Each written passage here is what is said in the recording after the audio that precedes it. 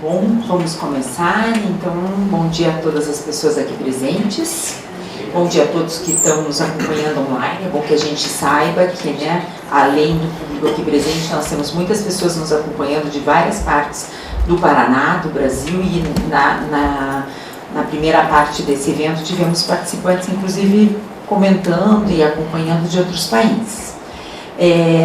O CRP 08, que é o CRP aqui do Paraná, tem uma grande satisfação em contar com vocês hoje, na continuidade do nosso mês de março, que é o Mulheres em Ação. E eu vou, então, começar com a composição da mesa.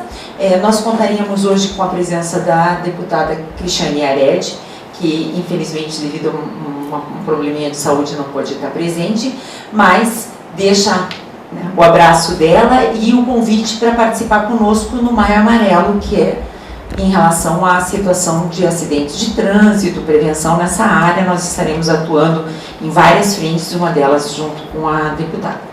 Agora, a gente passa de uma idade só com óculos para entender a coisa. Então eu vou convidar a compor a mesa a nossa coordenadora de hoje, que é Roseli Isidoro, que cursou letras, é servidora da UFPR, foi pró-reitora de Recursos Humanos e Assuntos Estudantis da UFPR, presidente do Sindicato dos Técnicos da UFPR e da UTFPR, vereadora em Curitiba por 2 mandatos, ex-secretária municipal de Políticas para as Mulheres de Curitiba, gestão do ex-prefeito Gustavo Frutti, um excelente mandato, diga-se de passagem, parabéns, Roseli. Integrou a Coordenação Nacional das Gestoras de Organismos de Políticas para as Mulheres, presidiu o Conselho Municipal de Políticas para as Mulheres e atualmente assessora o mandato da deputada Cristiane Yared. Por favor, Roseli. Pode bater palma, gente. As demais componentes da mesa eu vou apresentar na ordem em que elas irão falar.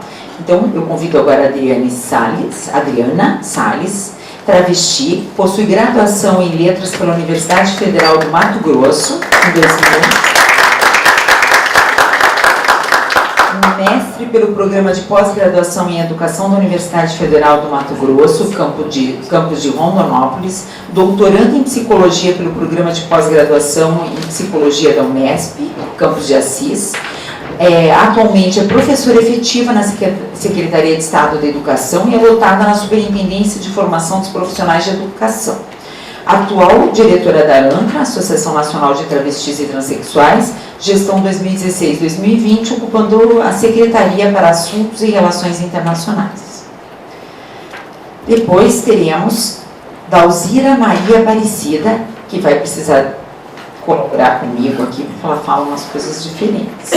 Ela é mestre em Tecnologia e Trabalho pela Universidade Tecnológica Federal do Paraná e graduada em Relações Internacionais pela Unibrasil. A Yaya Floriza, de Candomblé, do Ilê Axé Ojigrobô.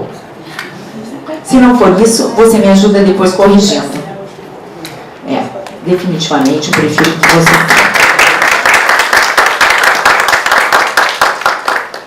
E também temos a psicóloga Andréa Domânico, psicóloga, atuando como psicóloga clínica, doutora em Ciências Sociais, atualmente professora da Unifesp, e atuando firmemente na política de redução de danos desde que eu me lembro de conhecê-la. Não vou revelar. Eu passo agora então a palavra para você, Roseli. Após todas as falas, nós abriremos para a roda de conversa, ok? Obrigada. Alô. Eu costumo falar muito alto, então vou afastar um pouquinho aqui. Primeiro, eu gostaria de dar bom dia a todos e a todas, agradecer muito a Sandra e ao Conselho por essa oportunidade de estar coordenando essa mesa redonda. Quero saudar e cumprimentar com muito carinho minha colega, minha amiga, e ex-colega de gestão do prefeito Gustavo Frutti, que, aliás, eu acho que é de conhecimento de todos vocês, um trabalho fantástico que a psicóloga Adriane fez, comandando o consultório na rua, um projeto que, aliás, virou referência nacional, merecedor de muitos prêmios. É uma pena que a cada mudança de gestão, uma política pública, se ela não for listada e apropriada pela sociedade, ela acaba sendo extinta, e nós temos aí vários programas e políticas públicas que foram referência a nível nacional em várias áreas, com uma atuação e participação importante da área da psicologia, e a gente vê um caminho aí da iminência de terminar, né? Então, quero saudá-la, Adriana, e agradecer, inclusive, pela indicação, que eu sei que você me indicou para estar hoje aqui. Quero cumprimentar a todas já nominadas, né, com as suas trajetórias, suas caminhadas, dizer que é uma satisfação conhecê-las, né? E eu espero que a gente possa, então, ter, né, um diálogo aí estabelecido e uma manhã de trabalho extremamente significativa. Bom, o meu papel aqui é o papel de moderadora, né, de coordenadora, o que foi informado pela Sandra, que cada uma terá 20 minutos, em torno de 20 a 30 minutos. Eu quero dizer que eu sou muito chata, viu, Sandra? Quando eu participo de mesas, moderando, debates, coordenando, enfim, mesa redonda, mas aqui a gente vai dar uma tolerância, né? Então, de 20 a 30 minutos. E eu vou seguir um pouco aqui, então, a programação, né, que me foi passada, né, que nós iniciamos aí, então, com as mulheres e os direitos, com a fala da Adriana Sainz, ok? Bem, bom dia a todas as pessoas. É sempre muito bom retornar a esse estado, né, retornar a esta capital, visto que eu sou paranaense, né, sou de Londrina, mas nascida apenas, né, sou criada em Mato Grosso, então eu tenho mais de mato-grossense do que de paranaense. Agradecer, em nome do CRP, o convite à Grazi Tagliamento, uma grande companheira, uma grande amiga, né, também, né, de ativismos trans nesse estado, que também tem percorrido aí o Brasil nessas pautas na defesa pelos direitos humanos. Cumprimentá-los, aí eu peço licença para cumprimentar essa plenária, todas e todos, mas especialmente minha companheira de luta, Catuxa, né, que é uma ativista nesse estado, e dizer que fico muito feliz, né, por estar compondo esse diálogo nessa mesa quadrada, que ela não é redonda, né, e tentar trazer algumas contribuições. E o tema que nos foi proposto na mesa, por que debater a questão das mulheres, e trazendo o subtema mais específico, né, as mulheres e os direitos humanos, me chamou bastante atenção. Mesmo porque a Grazi, que já me conhece há um tempo, né, é sabedora, né, das marcas que eu trago, principalmente no meu discurso, de onde eu falo, né, qual é o discurso que eu defendo. Então eu gosto muito de trazer qual é o meu lugar de fala, né? Tudo bem que isso virou modismo, né, na discussão teórica, mas qual é o meu lugar de fala realmente nessas discussões. Então eu sou uma travesti, né, antes de qualquer coisa, uma travesti que tem defendido, junto com minhas companheiras, uma expressão de gênero, né, que é um tanto que mais fluida. Então a gente não tem, nas nossas discussões, demandado o título de ser mulher, né? Nós somos uma expressão de gênero, né, fluida dentro da perspectiva feminina. Então o próprio tema da mesa me chamou a atenção, porque que me escolher para falar sobre as mulheres e os direitos humanos. Então hoje eu componho a diretoria da Associação Nacional de Travestis e Transsexuais, né, do Brasil, a ANTRA, uma das maiores redes, né, compostas no país, com mais de 120 instituições. Como que eu chego, né, neste momento, que eu também acho muito importante, muito mais até do que trazer a perspectiva teórica, né? Eu chego no movimento social lá atrás, faz um tempinho já, né, nos anos de 98, 99, justamente por encontrar, por me deparar com uma rejeição brutal, né, uma violência brutal em relação à minha existência. Então isso, via sofrimento, me fez chegar a um espaço de militância e de ativismo que, na maioria das vezes, para nós, pessoas travestis transexuais, é o único locus de acolhimento, apesar de detestar esse termo da psicologia, e eu posso falar mesmo, não sendo psicóloga, mas fazendo doutorado em psicologia, alguns termos realmente me incomodam, mas é o espaço que acolhe essas pessoas por se identificarem, por se reconhecerem numa mesma pauta. Então é pelo movimento LGBT que eu me aproximo desse ativismo, né, para poder compartilhar esses meus sofrimentos. Então é através dessa recusa, dessa rejeição, e aí no espaço da escola, né, por isso que eu faço questão de frisar que eu sou professora, nas minhas pesquisas eu continuo mantendo o locus da escola, porque foi nesse espaço que eu encontrei o sofrimento, e foi nesse espaço que eu também encontrei o que eu chamo de salvação. Né? Então que eu consegui escapar do suicídio, que eu consegui escapar, né, de outros aspectos de vida diferentes desses que eu vivo. E aí eu trago algumas questões para a gente discutir aqui, que são essas expressões que são muito dissidentes desse universo feminino.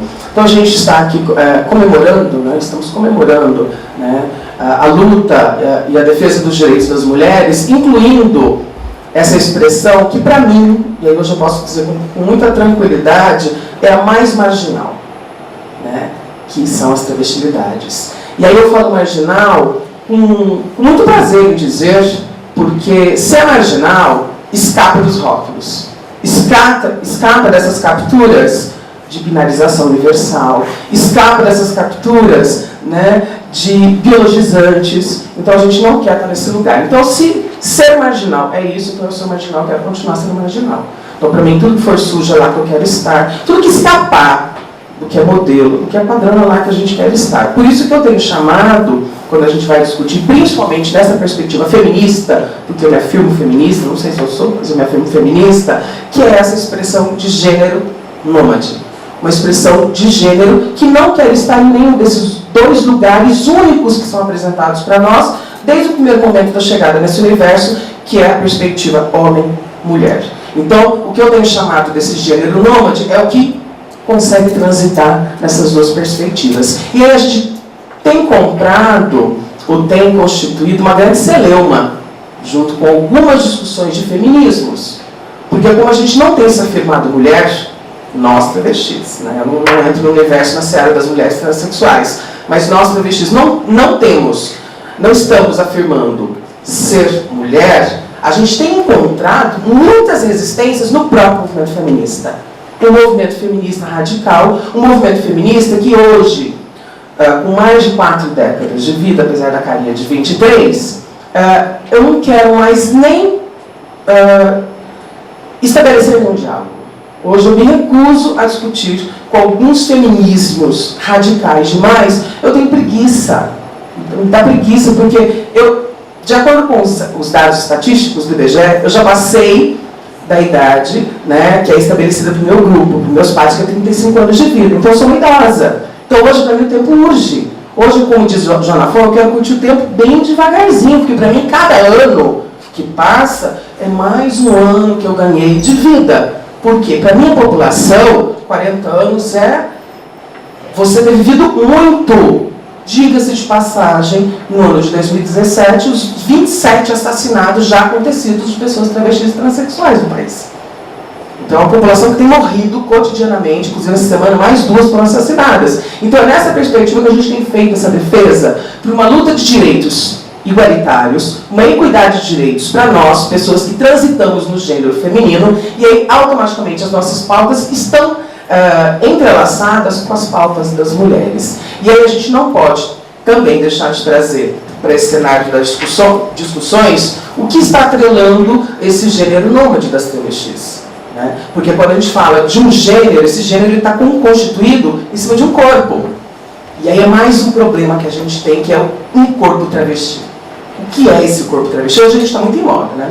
Pessoas trans hoje estão em moda, principalmente para a psicologia. Né? A psicologia que sempre foi uma ciência muito parceira no Brasil, do nosso movimento, isso é histórico, né? Mas que encontra nessas parcerias certos posicionamentos, algumas psicologias que se dedicam para fazer essa discussão da pauta dos direitos das pessoas trans. Porque, em sua maioria, é uma ciência extremamente hard, extremamente dura, extremamente patologizante, que tenta sempre marcar nessa expressão de gênero travesti ou de pessoas trans, e nesses corpos, uma patologia.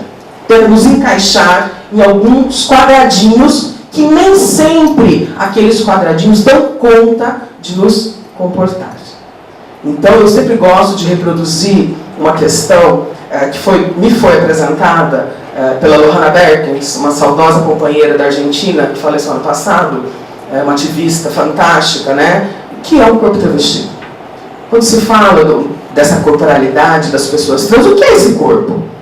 As pessoas imaginam. A própria psicologia, ou certas psicologias, imaginam o que é esse corpo, o que é estar nesse corpo, quais são as sensações, quais são os atravessamentos, quais são as subjetivações que estão nesse corpo, mas não sabem de fato o que é. porque eu imagino que é o corpo do outro, mas eu não sei o que vibra naquele corpo. Então eu tenho também acostumado a dizer que, além de nós apresentarmos um gênero que ele é nômade, que ele pode ser fluido, que ele transita tranquilamente nessa binaridade, homem, mulher, porque a gente não tem problema nenhum, né, em transitar, porque as pessoas reconhecem, porque são as pessoas que reconhecem o que é ser homem e mulher. Né, porque nós precisamos desses rótulos para poder sobreviver, para poder, inclusive, demandar política pública de direito, para que a gente possa continuar existindo, mas porque as pessoas nos rotulam. Eu só tenho que afirmar minha travestilidade que vocês exigem. Eu poderia apenas me apresentar como Adriana, mas a sociedade insiste em marcar que esse gênero, que ele transita nessa binaridade, e esse corpo, que ele vibra, e ele consegue vibrar entre o masculino e o feminino, as pessoas têm que rotular, elas têm que me nominar de travesti. Então eu também tenho afirmado que a travesti não está em mim. A travesti está em você. A travestilidade está em você que me rotulou como travesti. Eu sou só mais uma pessoa. Aí seria muito mais tranquilo eu discutir, inclusive, política para as mulheres, e aí trazendo a pauta também das pessoas travestis, quando eu reconhecesse que esse gênero ele é possível, quando eu reconheço que os corpos trans são possíveis. Aí sim, as ciências e as políticas começarão a discutir, de fato, a implementação de políticas que realmente reconheçam a existência desses corpos. Que a gente não tem no país nenhuma política, não existe uma política para pessoas travestis. Então nós somos inexistentes, nós não existimos. Eu não existo, eu não tenho nome, porque eu tenho paliativos, ou como diz Berenice Beto, eu tenho gambiarras, né, para garantir que eu esteja nesse espaço. Mas eu não tenho uma política que reconheça, por exemplo, meu nome.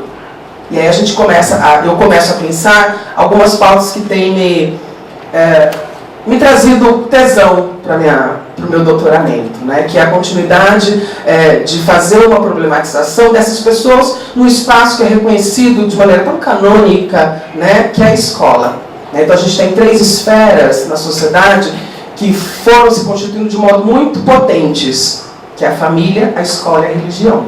Né? E aí eu penso a escola por ser professora e por ter encontrado nesse espaço, né, o que eu chamo de espaço de salvação, é marcar essa escola como um espaço possível para essas pessoas travestis e transexuais. Claro que é um sonho, pode ser, principalmente nesse cenário nacional político atual, né, essa escola que estão articulando para constituir uma escola que realmente nega qualquer corpo, qualquer gênero que escapa dessa binaridade universal, Então é pensar essa escola como um espaço possível que consiga receber essas pessoas de modo equânime, não só que essas pessoas acessem esse espaço, mas que esse espaço seja realmente um espaço de qualidade, né, que essa escola realmente consiga contemplar essas pessoas da mesma maneira com os outros marcadores sociais, com raça, classe, mas consiga receber essas pessoas de fato.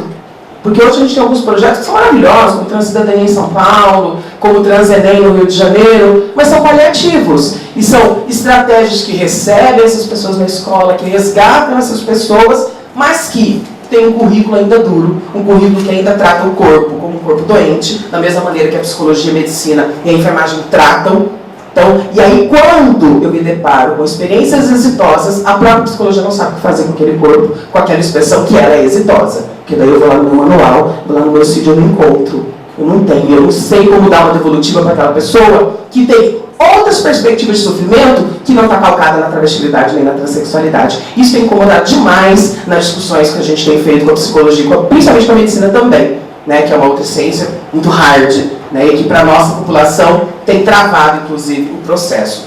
E aí, eu lanço algumas perguntas, né, para a gente poder levar para o debate, que é, e nós, na psicologia, qual é o nosso papel? Né, qual é a perspectiva de psicologia que eu tenho discutido, ou qual é a perspectiva de psicologia que eu tenho me proposto na prática, eu enquanto psicóloga que está muito quente, realmente comprometida pela vida. Uma psicologia realmente comprometida pelas pessoas, para as pessoas. Uma psicologia que ela sai do Olimpo, do rótulo, do Olimpo, do diagnóstico, do Olimpo de marcar quem está certo, quem está errado, quem está sofrendo, quem não está sofrendo, mas uma prática de psicologia realmente calcada na potência da vida. Acho que é uma questão, acho que é sine qua non, né, para a gente realmente marcar qual é o meu posicionamento quando eu me disponho, por exemplo, a estar numa plenária dessa para discutir política para as mulheres. E aí uma política para as mulheres que pensa, e aí acredito que seja a proposta do CRP Paraná, né, agregar as pautas das pessoas travestis e transexuais nessa política para as mulheres. Então não é tranquilo. Pensando nesse cenário nacional, hoje não é tranquilo. Não é tranquilo nem para a psicologia, no nosso cotidiano, né, nem para as pessoas cis, quiçá para a sociedade. Então, qual é a minha prática? É a pergunta que eu lanço para a gente trazer para a plenária. Enquanto psicólogo, para dialogar, para discutir qual é a produção que tem sido feita, inclusive discursiva, em relação a essas pessoas trans. Qual é o meu papel, qual é o meu posicionamento enquanto psicóloga, psicólogo, diante dessas pautas. E aí, por último, além dessa expressão de gênero que ecoa, que vibra no corpo, que a gente não sabe o que é esse corpo travesti, ainda há os prazeres, as práticas e os direitos sexuais, que também é uma pauta que a gente não pode deixar de pensar aqui, onde a gente tem encontrado experiências muito legais de vida, né, onde escapa, né, de tudo que poderia ser padrão. Então hoje a gente tem casais de pessoas trans, nós temos homens trans gerando filhos, e aí é uma outra perspectiva que a gente precisaria trazer para a plenária, para a gente problematizar como nós cis estamos fazendo essa discussão. Em que perspectiva? Na perspectiva da patologia? Qual é a perspectiva quando eu me deparo com essas configurações, por exemplo, de família, ou configurações de corpo, configurações de gênero, que tem todo o processo de subjetivação aí na sua Constituição, e qual é o nosso posicionamento, ou quais são os posicionamentos que a gente tem se deparado no nosso cotidiano, né, em relação às práticas psis frente a essas pessoas. Acredito ser muito importante, porque como a gente tem acompanhado alguns estágios, supervisão da psicologia, a gente tem encontrado um número muito significante, né, de práticas extremamente duras, de posicionamentos extremamente excludentes, onde o problema daquela pessoa, inicialmente, é o problema da sua existência. Então, antes do sofrimento dessa pessoa ser pela falta da grana, por ter problema com o pai, por ter problema com a escola, o próprio diagnóstico, que é um outro instrumento, para mim, horroroso, né, já aponta que, inicialmente, essa pessoa parte do sofrimento de ser pessoa trans. E aí eu tenho que problematizar por isso. Porque eu acho um equívoco, e às vezes um grande equívoco mesmo, né, onde a gente iniciar qualquer intervenção ou qualquer mediação de conflito com essas pessoas partindo de um rótulo que eu estou colocando nela, eu enquanto psi. Então, eu acho que são dois questionamentos interessantes da gente trazer para essa nossa discussão, mesmo porque, muitas vezes, o sofrimento dessas pessoas não está na travestilidade, nem na transexualidade, não está na sua dissidência sexual, o seu corpo é tranquilo para essa pessoa, suas práticas sexuais são tranquilas para essas pessoas, mas não são tranquilas para nós. E aí, da mesma maneira, eu me coloco dentro desse nós, enquanto uma futura, né, que eu poderia dizer, uma futura psicóloga, né, ou professora. O problema está em mim, o problema está na escola, está na educação, quando eu não reconheço aquele corpo como um corpo feliz. Mesmo porque a escola, aí eu posso falar com um pouco mais de know-how, a escola nunca traz um corpo sadio. Né? Quando eu vou lá, principalmente nas aulas de biologia, porque o corpo sabe trabalhar nas aulas de biologia, né? É um corpo doente, é um corpo com imagens, com as genitálias sempre doentes, um corpo sempre, né? É tudo muito sombrio. E aí as perspectivas exitosas eu deixo do lado de fora da escola, da mesma maneira que as experiências exitosas de travestilidades e transexualidades eu deixo do lado de fora do consultório, na psicologia. Então são questões que eu queria disparar aqui para irradiar mesmo a nossa discussão, já estou terminando, né? E... Então tá bom, eu gosto mais do embate, do atraque no final, tá? E aí, são algumas questões, tem muito mais coisa que eles marcam aqui, é que eu fico bem ansiosa na hora de falar. E eu tinha algumas questões mais teóricas e tal, para a gente discutir na psicologia, o que a psicologia tem produzido, inclusive, nessa perspectiva, né? A gente tem encontrado no Brasil uma produção ainda muito ínfima em relação às pessoas trans, e quando a gente se depara com essas pesquisas E aí, pensando nesse algo macro de pessoas trans, aí você coloca nessa caixinha travestis, transexuais, mulheres e homens transexuais, né? São pesquisas ainda muito dolorosas. Né? Em linhas gerais, no mapa do Brasil, nós aparecemos sempre na sofrência, é muito ruim. Né? A gente aparece só na prostituição, a gente aparece só em busca de hormonização do corpo, os homens trans, as mulheres trans acabam aceitando o diagnóstico apenas para poder sobreviver, porque eu tenho um laudo, mas a Sara adora falar isso, eu tenho um laudo de transexual. Eu carrego esse laudo, eu só não externalizo ele porque tem um nome e assinatura lá do psicólogo, do psiquiatra e do médico, para não publicizar o nome deles, porque eu não quero mais um processo na minha vida, eu não quero ser presa de novo, né? Mas assim, eu tenho um laudo da psicologia, da psiquiatria e da medicina dizendo que eu sou transexual, eu sou transexual. Eu adoro falar isso. Porque quem me deu esse laudo são profissionais que se dizem no direito de me rotular. Então, as produções hoje, elas se calcam mais ou menos nessa perspectiva. E a gente tem aceitado, inclusive a gente ensina. Nós temos uma escola de travestis, transexuais, para que essas pessoas,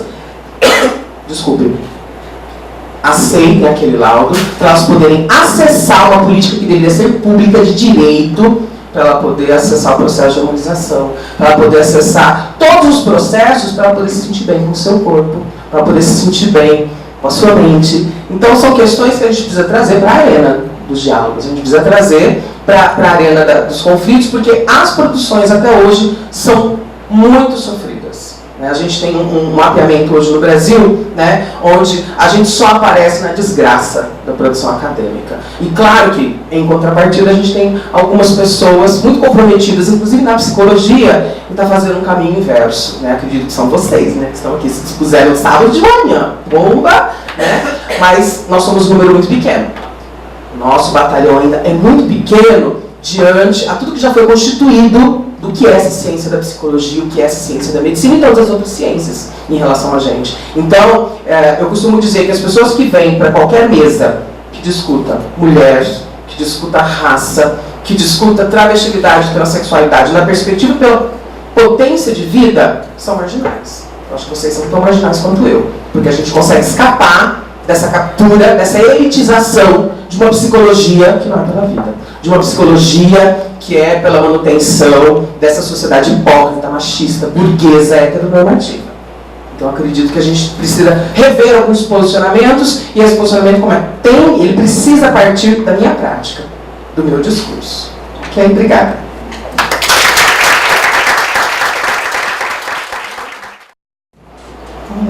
Em primeiro lugar, bom dia a todos e a todas. Né? E fui convidada, fiquei muito honrada de ser convidada, mas também um pouco preocupada, porque no terreiro a gente trabalha uma questão muito dura também, porque quem vai procurar o terreiro, que não é vivenciador do terreiro, são as pessoas que já esgotaram todas as possibilidades de humanização. É aquele que está desempregado, é aquele que foi banido praticamente da sociedade, é aquele que está sofrendo violência. A violência hoje a gente já sabe que são as violências, né? Principalmente na questão da mulher. Então eu trouxe aqui, vou tentar, porque eu não sou da área de direito, estou me atrevendo aqui, porque em relações internacionais a Roseli pode dizer que a gente faz várias disciplinas no direito, mas isso não dá o direito de falar pelo direito. Mas eu vou tentar colocar um pouco do que diz a nossa Constituição e do que a gente vivencia no terreiro, mesmo com as garantias dessas Constituições, que foram várias. Eu vou falar desde 1824 a 1988. Vou tentar. Então, elas foram, quase todas elas, excludentes com as religiões de matriz africana. Bem sutilmente colocada nessas constituições. A primeira Constituição dizia que o Estado brasileiro é um Estado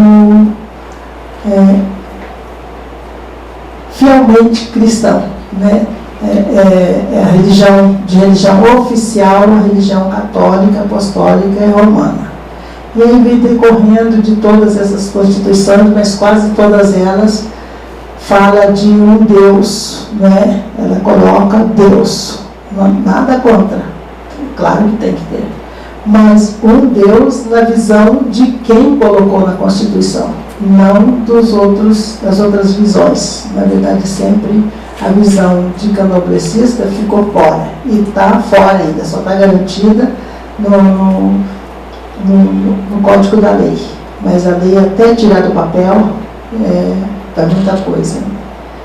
E aí vem a Constituição de 1824. Eu tenho uma dificuldade com 800, que acho que foi a época mais difícil, então ela travou na minha cabeça, que até 1888 foi uma caminhada dura, então eu acho que isso é ancestralmente. 1824, ela dizia, as religiões católicas, foi isso que eu já coloquei, né? Apostólica Romana é oficial no Brasil. A Constituição que é oficial, tendo direito de culto religioso, mas um direito praticamente de alguns cultos, desde que preenchesse as normas da lei. A gente sempre teve a margem da lei, porque nosso culto é um culto que é necessário que tenha os atabaques, que tem que ter o som, que tem que haver o som dos...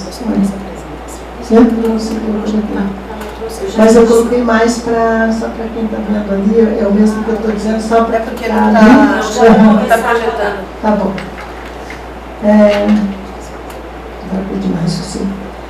Aí surgiram, decorrente dessa religião oficial, foram por várias constituições, mas na Constituição de 1824, a Igreja Católica, como sendo oficial, tinha também o direito à capitania. Que a capitania está dentro do exército, está dentro dos hospitais, está dentro de todos os órgãos, e simbolicamente e condizente com a única, né, com o poder de única. Na Constituição de 1835, surge o protestantismo no Brasil com a imigração europeia.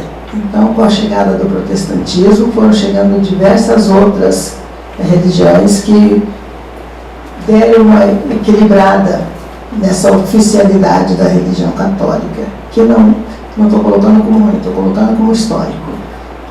Em seguida surge o protestantismo missionário junto aos brasileiros pelas igrejas congressistas. De toda forma, a religião que já estava aqui, que era a religião do negro, dos africanos, fica de lado, né?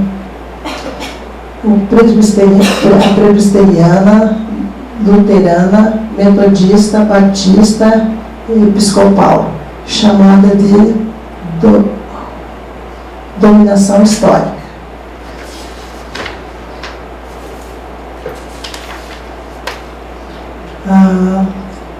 A Constituição republicana de 15 de novembro de 1889, Rui Barbosa foi a que mais abrangiu, porque Rui Barbosa colocou um decreto separando definitivamente o Estado e a Igreja Católica Apostólica Romana.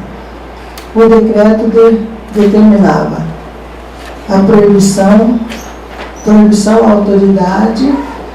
autoridade federal, assim como os estados federados expedir leis,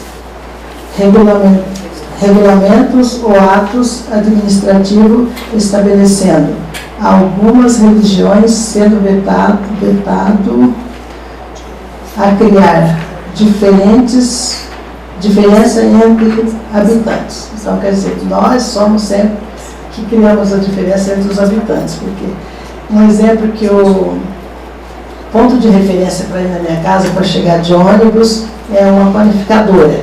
E quando eu coloco esse ponto de referência, o homem da panificadora, o dono, ele conhece a gente há muitos anos ali. mas ele dificulta dizendo que não sabe aonde fica essa casa, esse terreiro. Então eu coloquei para ele também que nada mais que um dever público dele colocar, dizer para as pessoas que a gente somos consumidor também dessa panificadora, ele pelo menos orientar com honestidade. Mas como é um terreiro de candomblé, ele fala que não sabe onde é, sendo que nós somos vizinhos. Então o decreto de Rui Barbosa foi o que mais aproximou, mas também ainda deixou uma lacuna. Então em 1891, segundo Fábio Dantas, a legislação foi a legislação que mais segurou o Estado laico, né? A laicidade do Estado. Que o Estado brasileiro se diz Estado laico, mas se a gente for ver as lacunas que tem entre laicidade e liberdade de expressão religiosa, é muito difícil. Tanto é que as crianças hoje ainda têm vergonha de se dizer que é candomblessista, ainda nega a sua origem, não é? Pelo menos na escola não tem como negar porque está escrito na face, mas eles tentam colocar o censo brasileiro, cada vez mais vem crescendo o número de não candomblessista. Ele se declara espírita não é ser candomblessista, não é? Mas é mais fácil ser espírita do que ser candomblessista. Alguma coisa eu vou pular, porque está lá. Para adiantar até um pouco, porque eu acho que é melhor o debate do que o blá blá blá da gente. Eu tenho uma dificuldade muito grande de leitura por conta da minha visão. Pode ver que a minha visão, a visão direita, eu estou mais para pistoleira aqui. Fecha essa aí. Então ela ficou, além da cirurgia, ela ficou um tanto caída, e eu tenho dificuldade que colocou uma lente para usar o óculos e ler com a luz. Tem luz aqui, tem luz lá, e é obrigatório que tenha, né? Então eu prefiro ficar engasgando e explicar para vocês por quê. Vou dizer só a mais importante aqui. Na Constituição de 1934, é a primeira Constituição que há menção a Deus. Ela vai fazendo menção, depois ela corta, ela não faz, depois ela volta a fazer menção, e até hoje dá essa discussão da questão simbólica. Se o estabelecimento público tem que ter simbolicamente a presença de símbolo cristão, ou não tem que ter símbolo, ou tem que ter símbolo representativo a toda a população brasileira e as religiões brasileiras. Então, se vai ter ou não vai ter, eu acredito que vai ter, né? Mas que todos gostariam de ser representados. Na Constituição de 1900... Queria fazer uma coisa bonitinha, com a imagem toda, mas o tempo não deu, porque o tempo de terreiro é uma coisa maluca. Cada hora você está escrevendo, bate alguém na porta, você vai, eu prefiro que vai atender do que, né? Na Constituição de 1946, ela assegura o livre exercício e inova. A inovação. Ela inova porque traz nela a imunidade tributária. Eu não percebi isso até hoje, né? Eu pago imposto como todo mundo paga, menos as outras igrejas. Então ela não assegura meus direitos. Para mim ter esse direito, eu preciso ter uma placa na frente do terreiro, que ali é um terreiro de candomblé. Então tem uma placa dizendo que tem o terreiro, como tem as igrejas. E como não tenho essa placa, e nem dá para ter, porque a minha família mora na frente e o terreiro é nos fundos. E sempre a gente divide o espaço do terreiro, é o espaço de todo mundo. É o espaço da família, é o espaço das plantas, é o espaço das árvores, e é o espaço que a gente vive. E aqui são 500 metros, né? Tem a implicância dos vizinhos com as árvores, né? E a árvore está lá. Então, tá. Ano passado eu levantei uma polêmica porque cortaram uma aroeira de 18 anos. Então, 18 anos é uma vida para uma aroeira chegar a 18 anos, então a gente é contado pelos elos que ela tem no seu tronco, não é? Depois de cortado. com 18 anos. E eu briguei, mas ela foi embora. Eles chegaram, a prefeitura chegou e cortou, e não foi bem ordem da prefeitura. Sei que foi implicância, muita implicância da vizinhança. Aí eu sei que eu apelei, mas não deu. O meio ambiente disse que podia cortar. O que está para fora do portão, eu não mando. É público. E o que está para dentro, eu cuido porque é meu. Então a iluminação, por isso que está todo dia arrebentada lá. E eu também não vou falar nada, não é? Porque se o público pode fazer o que quiser, eu só tenho que mandar do meu portão para dentro.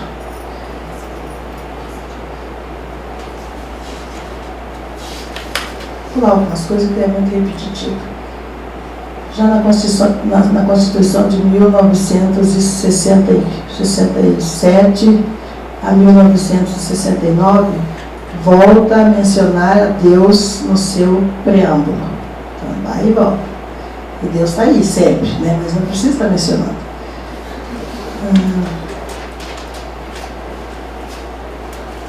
Aqui, como está no quadro, então não vou precisar ficar. O que nos garante nessa Constituição? Acho que eu pulei aqui de 88.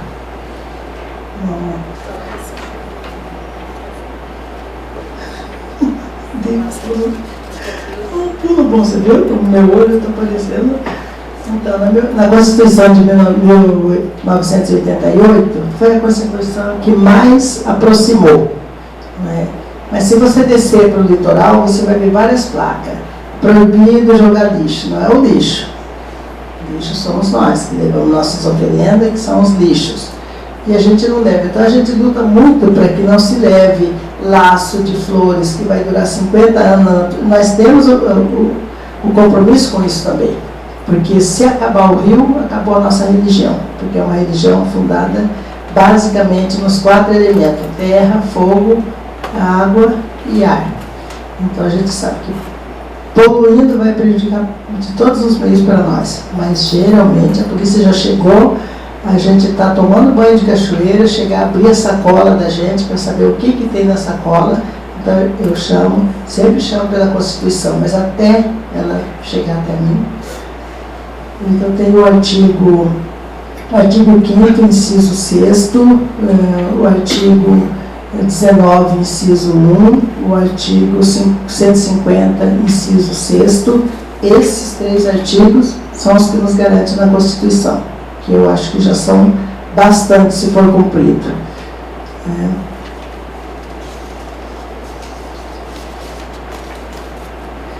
Aqui eu faço uma considerações finais aqui do que eu gostaria, do que eu acho que a maioria seria bom para todo mundo. Que as leis estão aí, mas precisam sair do papel, né? Nós precisamos da eficácia das leis. E não sendo cumprida, prejudica não só nós do terreiro, mas prejudica grande parte da sociedade. E esses artigos que eu acabei de falar, que garante a liberdade de crença, de culto, de religião, até mesmo o direito de não se ter religião. Tem os agnósticos, tem os ateus que não querem ter religião e que não têm o direito de não ter religião. Né? Agora, vamos para o dia a dia. Quanto tempo eu tenho? 10 minutos. 10. Então, conforme a companheira estava dizendo aqui na sua fala, o terreiro passa por tudo isso. Eu participei no ano de 2014 de várias reuniões com a educação e o movimento LGBT. É isso. Eu sempre estou cuidando. Tem o Marcos lá, que é a Meg agora, e que me puxa a orelha todo dia. Então eu fico perguntando, porque o diretor da questão é ela, nesse caso. Na religião sou eu, a questão é ela. Então eu tenho que... E foram várias coisas, eu fiquei bastante assustada, porque eu fui para fazer uma fala sobre a religião e o que acontece com os religiosos LGBT também, no terreiro. O terreiro tem vários, porque o terreiro é uma porta aberta para quem procura o terreiro. E não vai fazer distinção de...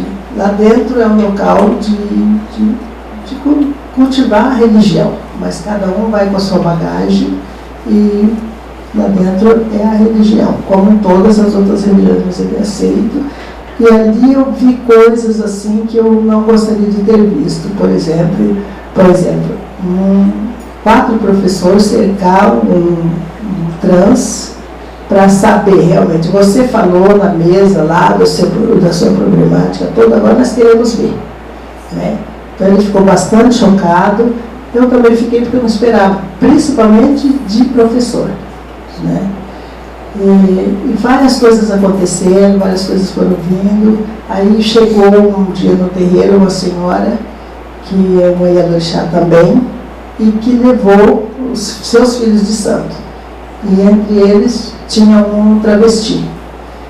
E aí entrou todo mundo, sentou. No terreiro tem a parte que é feminina, que senta as mulheres, a parte que senta os homens. Isso não é uma questão de separatismo, é uma questão de equilíbrio cósmico mesmo que tem. Direita e esquerda, feminino e masculino. Agora, dentro do terreiro, as pessoas vão escolher onde ele vai sentar, onde ele vai ficar, a posição dele. Mas eu também estava lidando, se eu não tivesse lidado com as questões da educação lá atrás, talvez eu teria dificuldade também, como essa Ialorixá. Então ela chegou, todas as filhas de santos sentaram. Os homens sentaram na parte dos homens, as mulheres no lugar das mulheres, e o travesti ficou de pé na porta. E ela não fez nada. Né? Eu estava dirigindo o culto, parei e perguntei para ela, fala para o teu filho, tua filha, onde que ele quer sentar, onde que ela quer sentar. E aí ela perguntou, você quer sentar onde? Ela devia saber, vamos sentar lá. Ela veio junto, trazendo junto, vestida. Aí ela sentou do lado das mulheres. E assim que se procede, eu acredito, senta do lado das mulheres. Agora, porque tem lado, né? Tem o lado das mulheres, o lado do homem, com um equilíbrio cósmico dessas duas forças. Agora, quem não está dentro dessas duas forças vai ficar onde? Tem que ficar dentro onde quiser ficar. Se quiser sentar lá na cadeira, do lado da Ialorixá, ele vai sentar também. Se sentir seguro lá, por que não? Ela, a minha que me pega no pé, porque eu fico trabalhando gênero, mas falando sempre, né, sendo uma mulher, falando sempre no... E a gente tem que se cuidar muito, né, nessas questões. E dentro da religião, o que incomoda mais para mim é a intolerância. Né? A questão da intolerância religiosa, essa é que nos impede de vir, porque não era para ser o termo intolerância. Na conferência de Durban foi discutido tiveram várias reuniões que discutiam a questão da religião, mas a gente queria impor o respeito, não passou. Passou a intolerância. Então você tolera, você não respeita, você tolera, e isso dificulta bastante para a gente. E vai ser assim porque esse é o termo que está definido até realmente ter uma outra mudança, porque a gente está lutando muito para isso. Então, essa intolerância faz com que muita gente vai parar no divã do analista, muita gente vai parar na psicologia. A psicologia também não sabe muito bem tratar, porque não é um tema dela, não é problema dela, não foi ela que criou, né? E que é um problema que está lá na Constituição também, a liberdade religiosa, mas por conta dessa falta de liberdade, as pessoas chegam até ir para o divã do analista do psicólogo. Porque o que vai fazer? No terreiro, a gente cuida do território da sua comunidade. Se a outra vem procurar, a gente cuida também. Mas escapa a nossa, é muito grande a demanda, escapa que vai e chega realmente a afetar psicologicamente a pessoa. Então, se nós não lutar por essa questão de estar colocando na igualdade, então quer dizer, a questão dos impostos é uma coisa que me incomoda bastante. Meu vizinho tem uma igreja de frente com o terreiro e não paga imposto. Eu tenho um terreiro de frente com o dele. Há 30 anos, ele abriu ontem, praticamente, faz um ano. E eu pago imposto.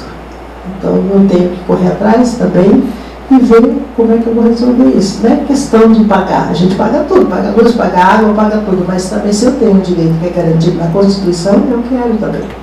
Eu também quero esse direito.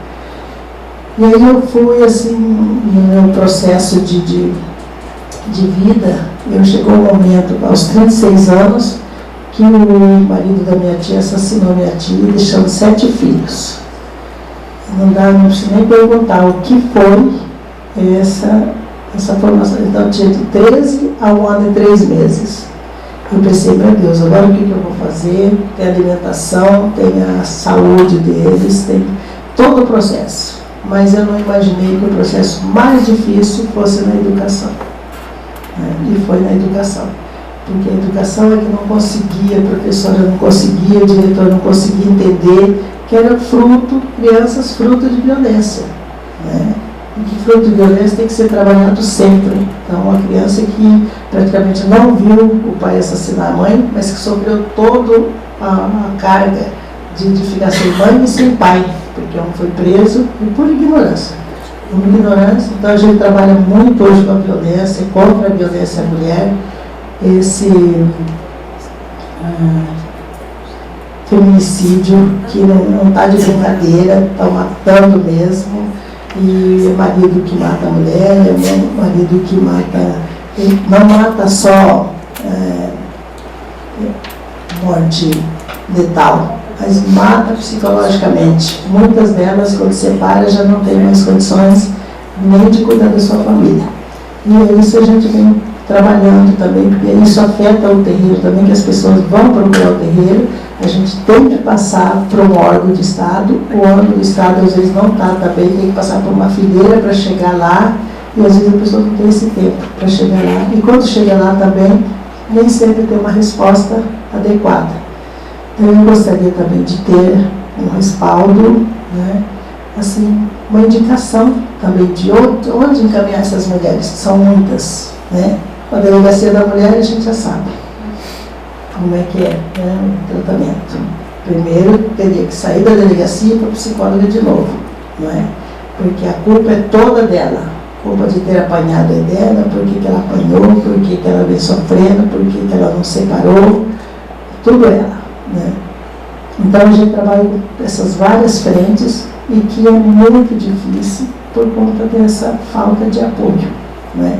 O terreiro, pode ver, até mesmo os presidentes, quando eles ganharam as eleições, as últimas eleições, eles falam assim, eles contavam muito com as igrejas evangélicas, já citavam com as igrejas evangélicas para nos ajudar a governar esse país.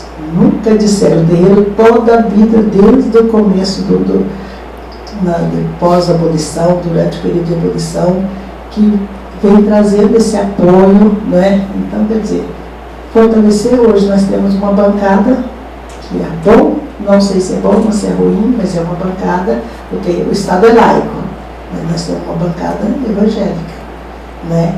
E uma bancada evangélica, não evangélica de convicção e de religião mesmo, mas de poder político.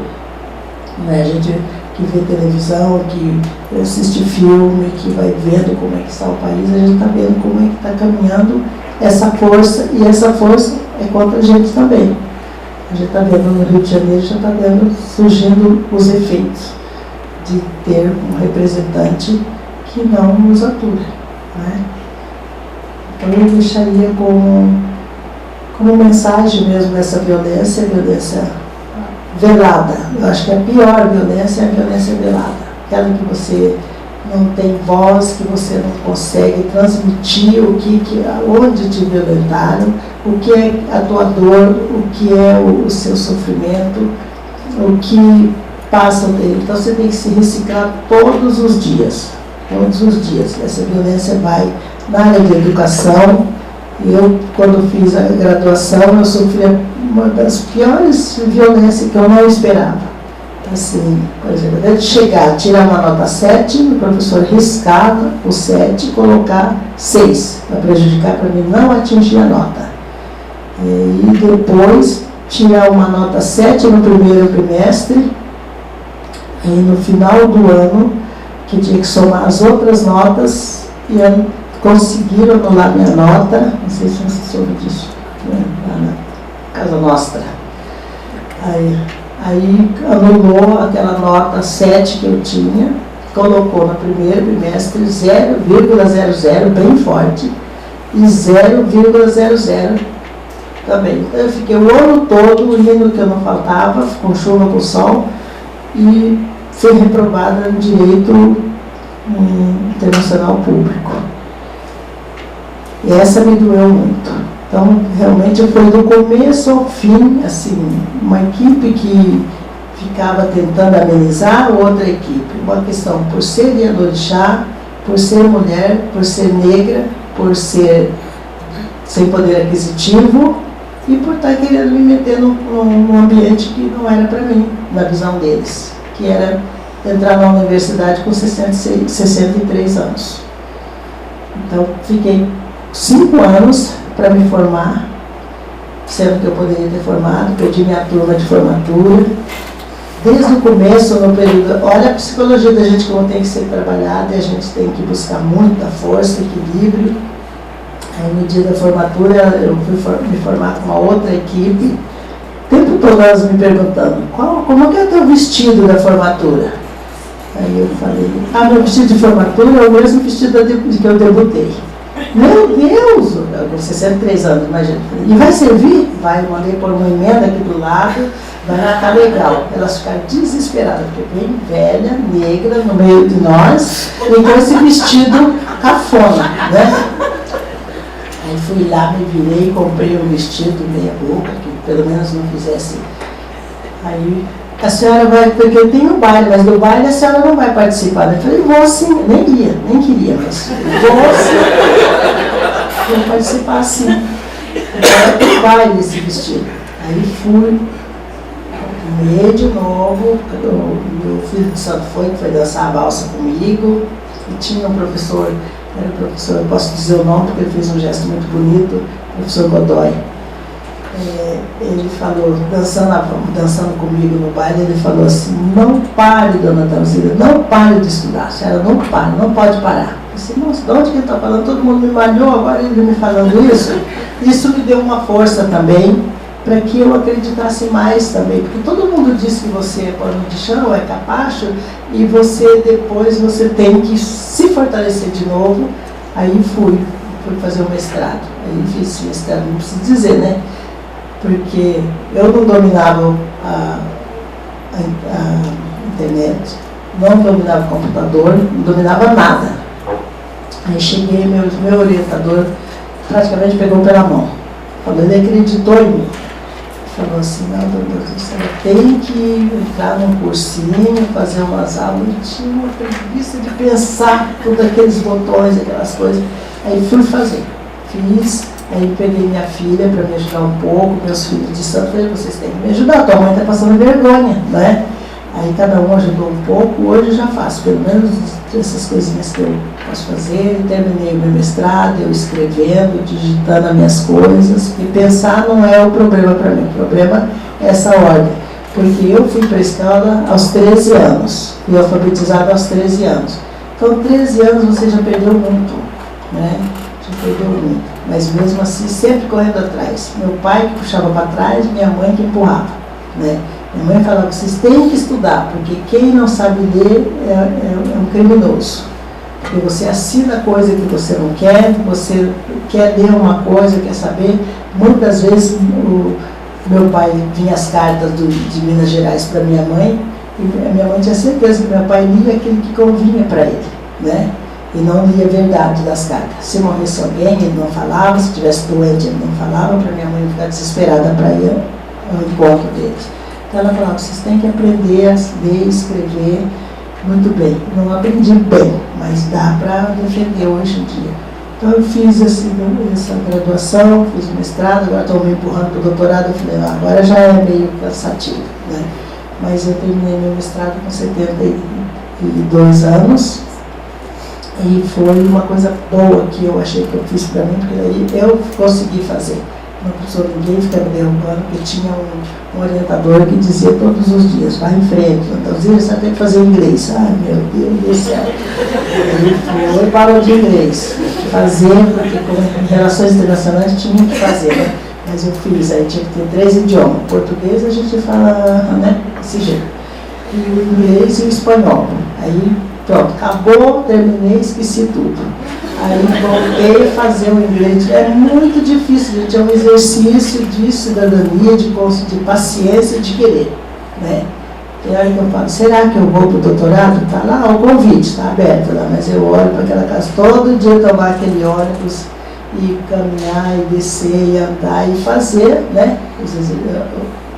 Praticar o que tem que praticar e apresentar e escrever, e com o terreiro que está essa demanda tão grande, cada dia que a gente escuta nos noticiários que mudou alguma coisa para pior, o terreiro está dentro desse pior também, né? Então isso que eu gostaria de deixar toda a vida a gente tem que estar buscando essa força dentro de si. Aí é o olho que não ajuda, então eu parei por causa disso também. Faz a cirurgia não fica boa, porque já a genética já não está ajudando muito, mas vamos lá, ele vai, né? A gente vai ter que ir para frente, é assim que eu tenho que dar força para os meus 7 filhos que estão aí, né? E é o meu jeito de mostrar força para eles, não que eu estou fazendo além do limite, eu estou mostrando para eles o caminho que a gente tem que trilhar se quiser alcançar algum objetivo na vida. Financeiro eu sei que não vou alcançar, mas humano e de prazer eu consegui, né?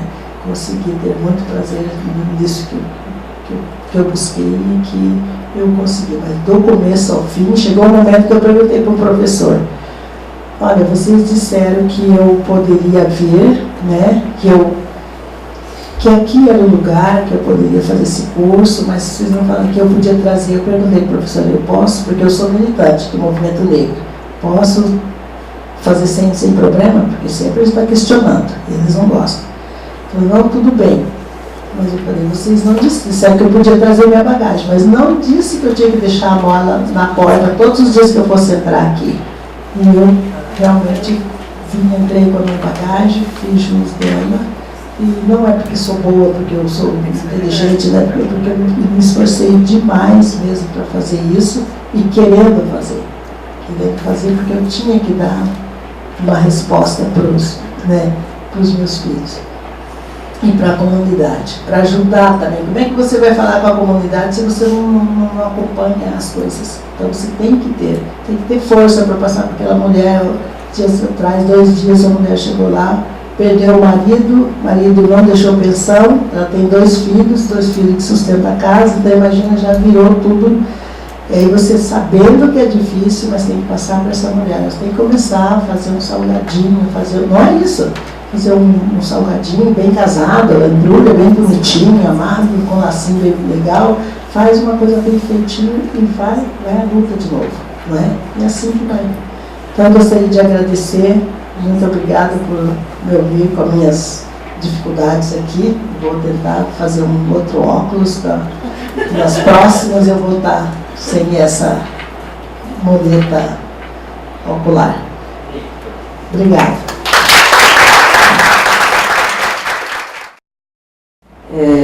Bom dia.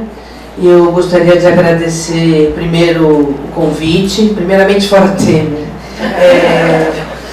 Em segundo lugar, eu gostaria de agradecer o convite. Eu estou um pouco adoentada, mas eu fiz questão de vir, eu estou com início de pneumonia, mas eu fiz questão de vir porque eu acho que eu já tinha me comprometido e como psicólogo acho que eu tenho que contribuir para as discussões dos conselhos, né? E na medida que o conselho faz uma discussão tão séria como a questão das mulheres, eu não podia simplesmente falar, estou doente, me substituo, né? Então eu fiz questão de vir, né? Então vocês desculpem se eu estiver me perder um pouco, porque eu não tive febre essa noite, mas tem horas que a gente fica essa questão da pneumonia, né, afeta bastante a respiração e consequentemente afeta um pouco o raciocínio, que já não anda muito bom, né. Eu trouxe um vídeo para passar, E é um vídeo que eu recebi no Dia das Mulheres, é uma propaganda de iogurte. Mas eu achei tão bonito, ele é tão sensível, ele é um pouco heteronormativo, porque elas falam minha esposa, eu não falo minha esposa, eu como lésbica fiquei meio, será que eu passo, será que eu não passo? Mas eu achei um vídeo muito sensível quando ele diz assim, temos que comemorar ser mulher porque não é nada fácil, né? Você pode passar para mim, por favor?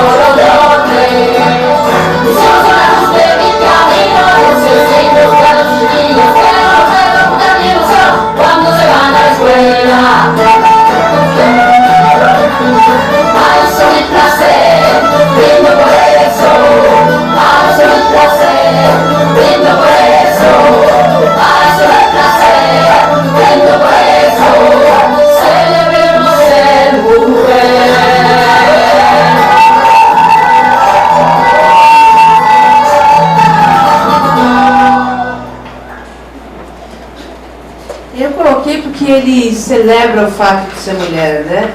E na semana do Dia Internacional da Mulher, a gente fica falando de tanta coisa que parece que não é bom ser mulher, né? Eu gosto de ser mulher. Eu não sei como eu seria homem, quer dizer, às vezes eu sei, mas enfim, não vem ao caso. Mas eu gosto de ser mulher, acho importante a gente celebrar o fato de ser mulher. E não ficar somente poliqueixosa o tempo todo. Mas é importante que a gente fale de que as políticas públicas, elas deixam muito a desejar. Como cinquentona, eu fico perguntando nas políticas de saúde, como elas são para nós. E aí eu encaixo com a questão de ser uma senhora menopausada. Nossa, quando falavam para mim da menopausa, eu achava que era né? Uma vez eu fui na União das Mulheres, para fazer uma discussão lá, frequentava, porque eu sou feminista, e estavam lá discutindo gravidez, aborto e menopausa. Eu falei, tchau, hoje, infelizmente, não é comigo, né? Não me engravido, não abortei, enfim. Aí, não, fique, porque a menopausa você vai passar. A questão da menopausa, gente, é muito maluco. Primeiramente porque, fora termo, mas segunda porque as pessoas não sabem discutir menopausa. Os médicos não sabem discutir menopausa, né? As companheiras da gente não entendem as questões da menopausa. Os companheiros não entendem. Você tem que o tempo todo explicar que nós, mulheres, temos 3 hormônios e que eles oscilam loucamente até você parar a menstruação. Então, o período que você tem até parar a menstruação, chamada climatério, onde tem a oscilação desses hormônios, é o período onde você tem uma série de sintomas. E esses sintomas não são discutidos em termos de política de saúde. Você vai dentro de um serviço de saúde e o ginecologista, o nutricionista, eles não sabem discutir as oscilações de humor que você vai ter, as questões da libido, muita libido, pouca libido, a questão da secura vaginal, o fogacho maldito, aquele calorão que te aparece, que você não sabe de onde veio aquilo, né? Então, todas essas questões da menopausa, elas não são discutidas com clareza entre o próprio meio médico, né? A FEBRASCO a gente já mandou várias vezes para que se discuta isso, para que se forme melhor os médicos. Porque o médico, muitas vezes, ou mesmo a médica, não, essa coisa da menopausa já passa. Não, não é já passa. Existem medicações para isso. Existem formas de você tratar isso com mais respeito, né? Assim mesmo, como a questão de ser feminista. Aí perguntam para mim assim, você é feminista lésbica ou lésbico-feminista? Porque existe uma diferença, né? A feminista lésbica é uma feminista que tem orientação sexual lésbica, né? Mas a pauta dela continua sendo as mulheres como um todo. Então, violência, aborto, enquanto que a lésbica feminista, a pauta principal dela são as questões da lesbianidade, dos direitos sexuais e reprodutivos e da lesbofobia. Então, existe uma questão bem diferente. Eu sou lésbica, mas eu sou feminista lésbica. A minha pauta maior ainda é as mulheres. Até porque eu gosto de todas as mulheres, né? Você transa só com lésbica? Eu transo com mulheres, né? Que podem estar gostando de mulheres, podem estar lésbicas, podem ser bissexual, podem ser hétero, né? Aliás, as héteros são sempre eu estou vendo que tem aqui umas colegas, né, umas sapatas amigas, né? As héteros são sempre um problema na nossa vida, né? Porque elas nos seduzem, se apaixonam loucamente pela gente, nos enlouquecem completamente, porque elas dizem, mas eu não sou isso. Aí você fala, não, tudo bem, eu sou isso. Não se preocupe com isso. Gente, o problema é ser, né? Estou, vem aqui, vamos, depois a gente fala aqui, né? Isso é uma brincadeira, eu tenho total respeito pela orientação sexual das pessoas, né? Eu acho que eu não gosto também de brincadeiras machistas que muitas companheiras fazem, né? Que dizem, você transa com mulher? Não, eu só transo com homem. Você não conheceu uma mulher que nem eu.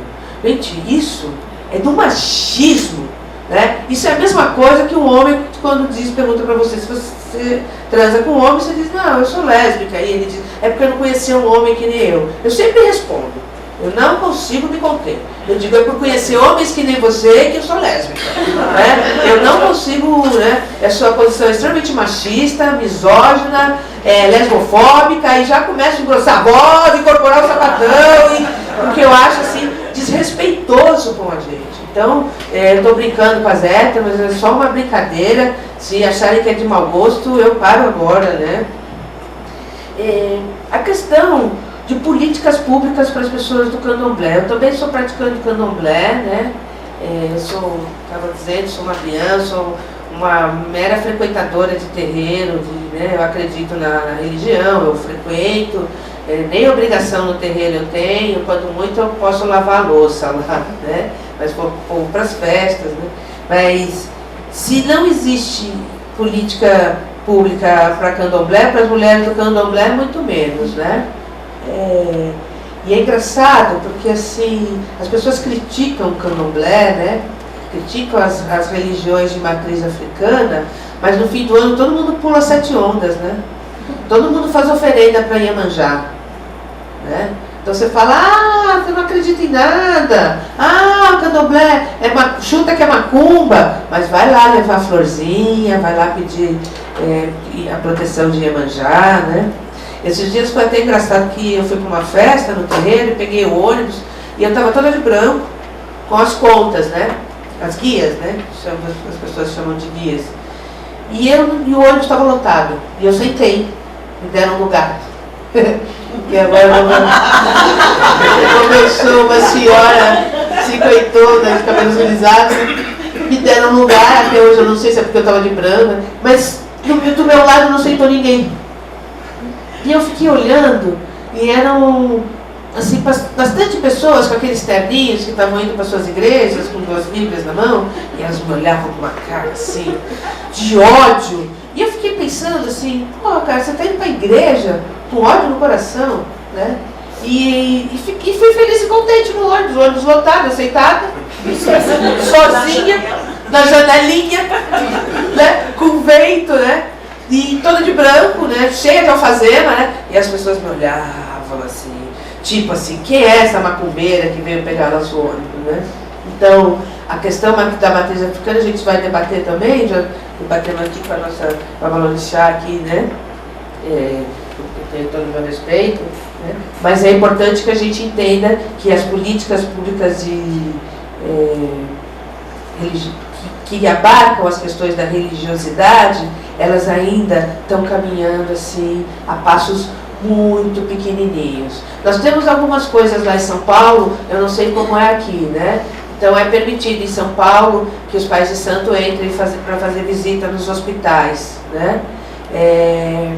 Não é permitido fazer os ebós, né, os trabalhos, porque aí tem uma questão da infecção hospitalar, tal. É o que eles alegam. Não sei se é tão verdade assim, ou se é mera discriminação com a gente. Porque é isso, né? Quando a gente vai para o mar, ou vai para a cachoeira, o que a gente está levando, é tudo perecível, gente.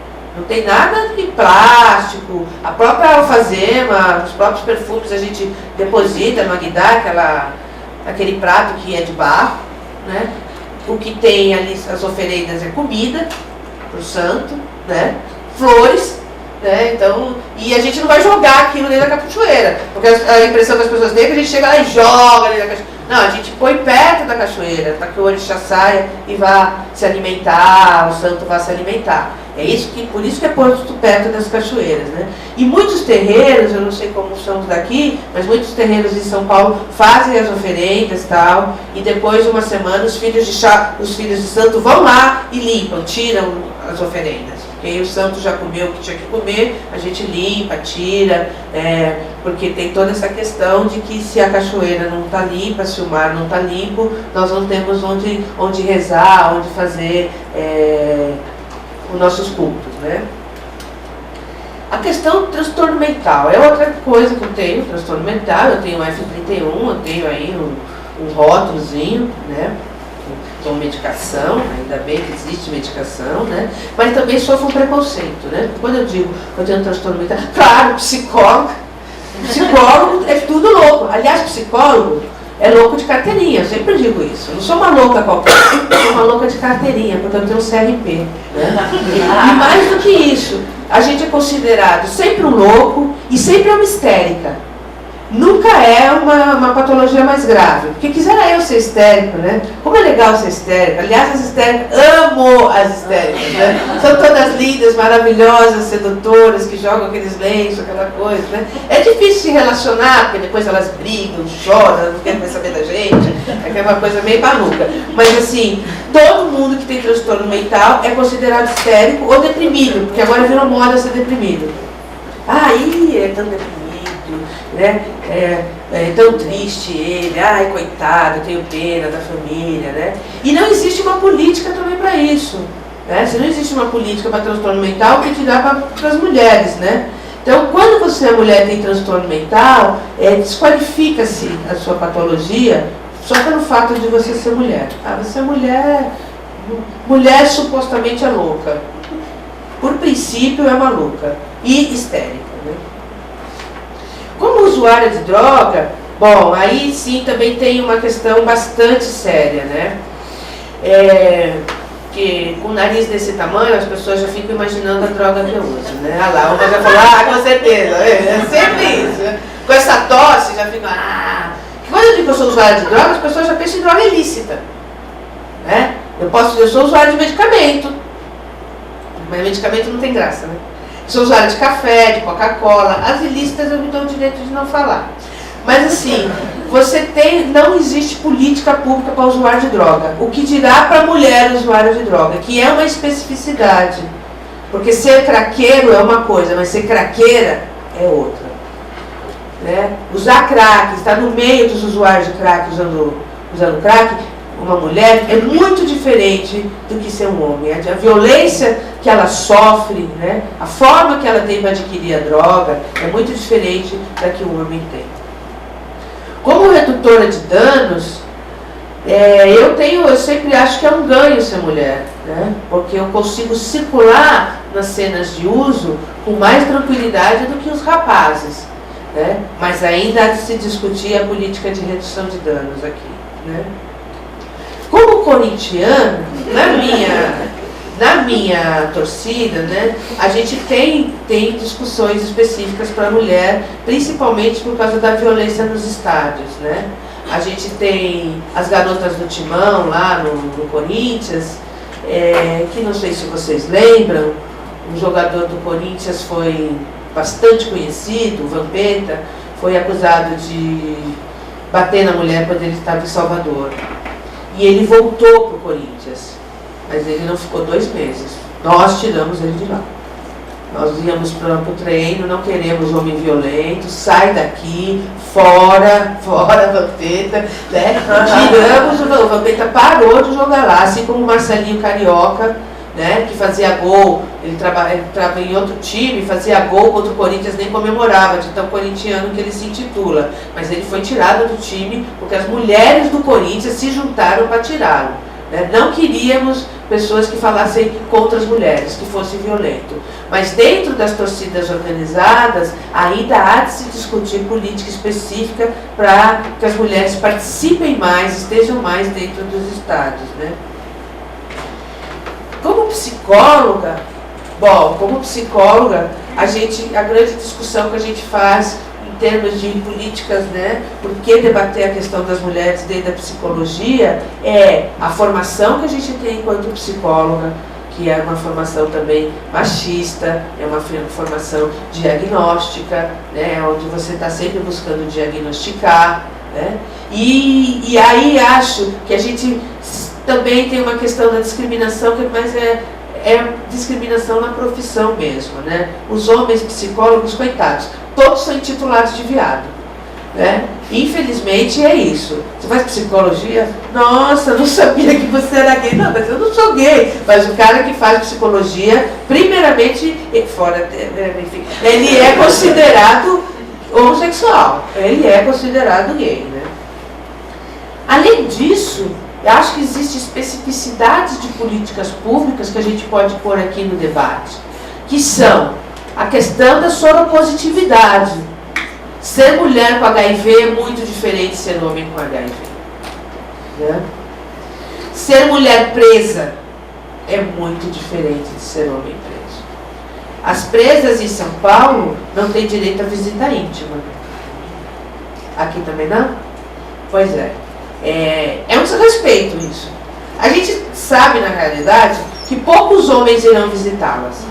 Mas esses poucos que irão, que quiserem ter atividade sexual com suas parceiras, não poderão ter, porque elas não têm direito, enquanto os homens têm. Né? Além de não ter política pública para a mulher presa, não ter absorvente.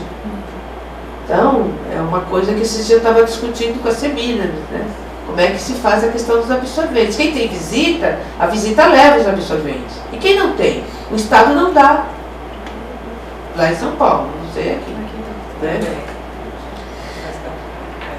As políticas que também envolvem a questão da situação de rua. Né? Viver na rua sendo mulher também é complicado. Né? A questão das profissionais do sexo, da legalização da profissão, do direito, né, à legalização da profissão. Essa discussão também precisa ser feita. E das mulheres pobres e negras, que muitas vezes, dentro dos presídios, são a maioria. Né? Então, por que debater a questão das mulheres? Porque nós temos questões muito específicas para cada recorte que a gente for tentar fazer. Né? Se é lésbica, se é pobre, se é negra, se é presa, se é usuária de droga. Nós sempre teremos questões bastante específicas para se debater. Há muito o que fazer. Devemos celebrar ser mulher, como diz o vídeo, né? Eu acho esse vídeo sensível, embora ele seja heteronormativo, tinha um monte de sapatão, não sei se vocês perceberam, né? A própria que tocava gaita, mulher gatinha, ela adorei, achei o máximo, né? Quero saber até de onde eu vi, mas enfim, essa questão ainda, bastante séria, né? Quando a gente fala de políticas inclusivas para todas as mulheres, e dessas políticas específicas para cada recorte que a gente fizer. Acho que a gente abre para o debate, porque já tem o meu tempo aqui. Muito obrigada.